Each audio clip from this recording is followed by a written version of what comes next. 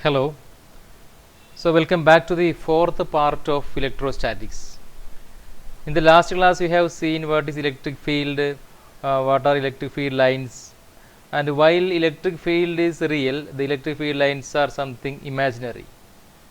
And how electric field lines behave between two positive charges, between two negative charges, and between one positive and one negative, this we have seen. Now, what about when these electric field lines are passing through a unit area? That is what we are going to discuss next.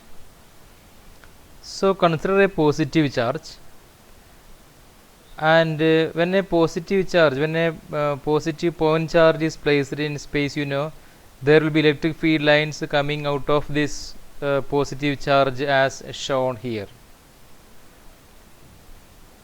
Now, suppose that these electric field lines are sent to or sent through a small unit area as shown here. So, these electric field lines are supposed to pass straight through this unit area, and here you can see these electric field lines are passing normally through this unit area. Almost all the field lines are passing normally through this unit area, and this happens when this unit area is very small, right? Because you can see there are different lines coming out of this, and far away from this unit area you can see the field lines will not be passing normally through this unit area if this area is bigger, right? All the field lines will not pass normally through this area if this area is bigger. So, if the area is smaller, then most of the field lines are passing normally through this unit area, and this is called electric flux. So, electric flux is the total number of electric field lines passing normally through unit area.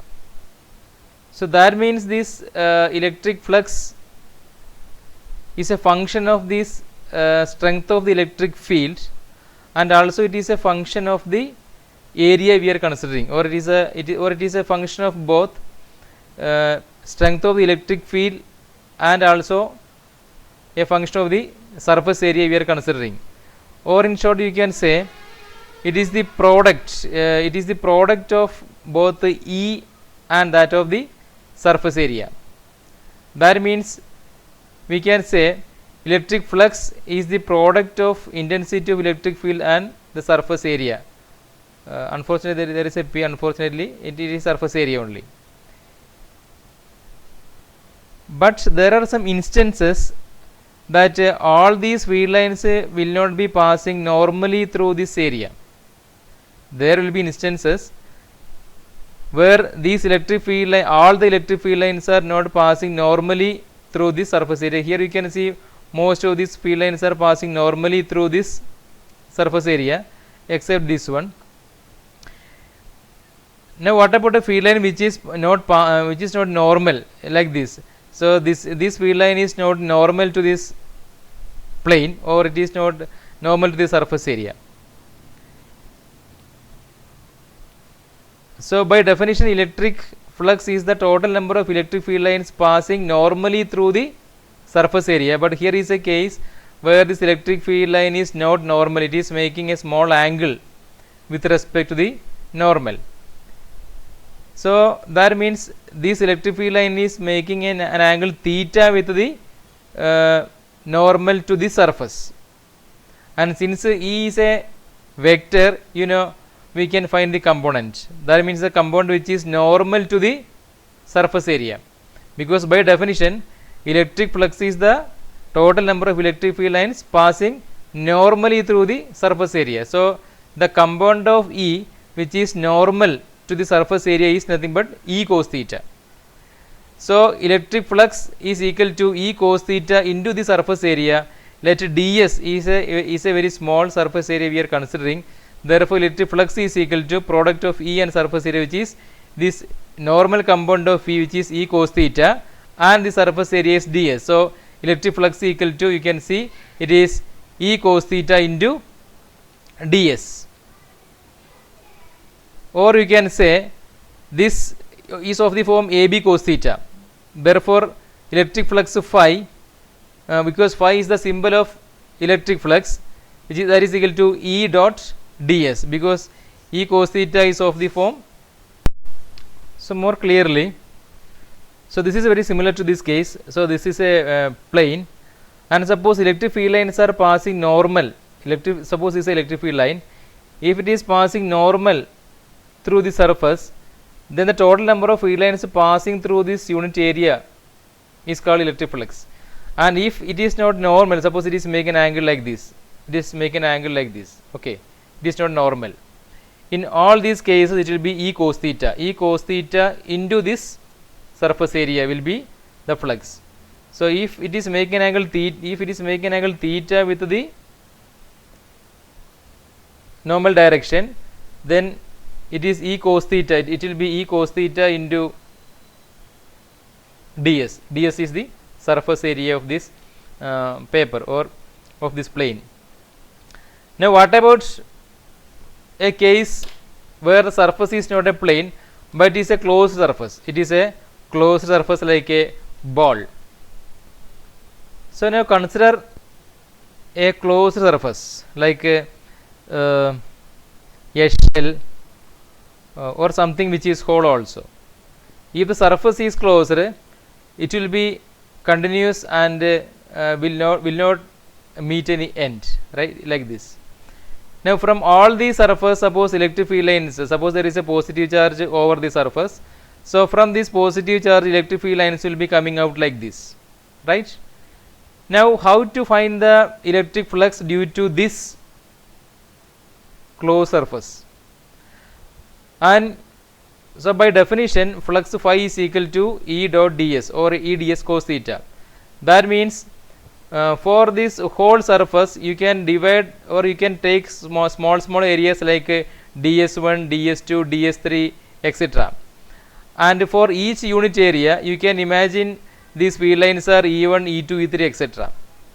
Therefore the total flux due to this closed surface can be found if you take this kind of large surface areas and you take the sum or you integrate. So the total flux due to this closed surface will be what?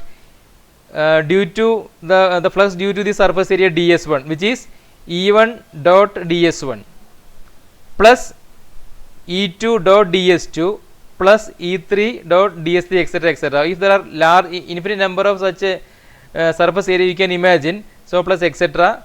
up to the last surface area and it's a field. Then you can find the total flux by taking the integration. Integration means what? You are integrating it over a closed surface, so the path is closed. Since the path is closed, it is not the regular integration, it is the integration over a closed path. So this is not a regular integration, this is a integration over closed path. That means the path is closed. That is the meaning of this circle of over this integral sign. So the total electric flux will be closed integral E dot ds. So this is the electric flux due to a closed shape. So whatever be the closed shape, the total flux due to this closed shape will be what? Phi is equal to integral closed integral E dot ds. Now there is a very famous theorem which is related to the total flux due to this closed surface. It is called Gauss theorem. Now before going to this Gauss theorem, we may just define electric flux. So electric flux linked with any surface is defined as the total number of electric lines of force that normally pass through that surface area. So total number of electric field lines passing through a surface area is called electric flux. So suppose there is a small surface area, say ds, and this is the normal to the surface area. Then the small electric flux d phi. D phi represents a small electric flux passing through the small area ds. That d phi is equal to E dot ds, which is E ds cos theta. Then the total flux through the surface area can be found taking the integration, that is integral E dot ds is equal to Es cos theta, or it is E dot S, E dot S or E dot ds. If ds is a small area, then it can be E dot ds. Now let us define Gauss theorem.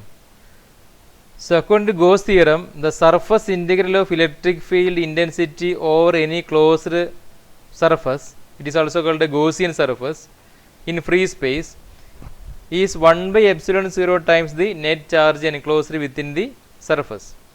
So the surface integral of the electric field intensity over any closed hypothetical surface, that is what is called closed integration, that is what is called closed integration over any closed surface in free space is equal to 1 by epsilon 0 times the net charge enclosed within the surface.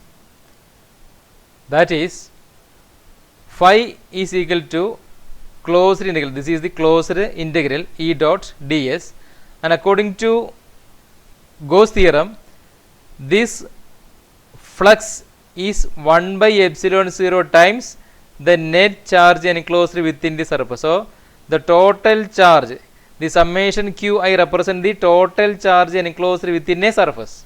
So phi is equal to 1 by epsilon 0 q by epsilon 0, or 1 by epsilon 0 summation q is the mathematical statement of Gauss theorem. Now we can have a small proof for this Gauss theorem, which is very important. So you have a closed surface here, and there is a positive charge q, and from this positive charge q, you know, there will be electric field lines coming out, those imaginary lines will be coming out. Then you are finding the electric field, or sorry, you are finding the electric flux through a small area ds. So what is the electric flux through this area ds? So from the definition of electric flux, you know, it is E dot ds, and E is the electric field present at a point P. Suppose the point P is not, it is not given here. So the distance to this surface area ds is always r, because r represents the radius, right? So from the point charge plus q to the surface area ds, the distance is r. So E is equal to 1 by 4 pi epsilon 0 into q by r square. Then there is a unit vector to make it a vector, this quantity to make a vector, then into ds, where ds is the surface area, this surface area is ds, and again there is a unit vector n, which will make this surface area a vector. Therefore d phi is equal to 1 by 4 pi epsilon 0 q ds, then these unit vectors are taken together, divided by r square. Then the directions of these unit vectors are, see, in the same way. Therefore the angle between this n and r will be 0. Therefore r dot n is equal to r, magnitude of r is 1 because it is a unit vector, magnitude of n is again 1 because it is again a unit vector. Therefore 1 into cos 0 is 1. So this r dot n will be 1, and what is remaining is 1 by 4 pi epsilon 0 q ds by r square. Therefore phi, this is differential. When this differential is taken to the other side, it will become integral. Therefore when this differential d phi is converted to phi, this differential will become what? Integral on the other side. So integral, this is integral 1 by 4 pi epsilon 0 q ds by r square, and here ds is the only quantity which is varying. You can take the, you can find the integral value, closed integral value of the ds, which is the surface area, which is surface area of this sphere. Because what is ds? ds is this small surface area, and what is the meaning of integral ds over a closed path? That means you are keeping small surface area ds together over the surface, and finally what you get is nothing but the surface area of the sphere. And what is the surface area of the sphere? It is 4 pi r square. So instead of this integral ds, you can write what? 4 pi r square. Therefore phi is equal to 1 by 4 pi epsilon 0 q by r square into the value of the surface integral is the surface area, which is 4 pi r square. 4 pi cancel, and what is remaining is q by epsilon 0. So phi is equal to finally q by epsilon 0. This is the proof of Gauss theorem.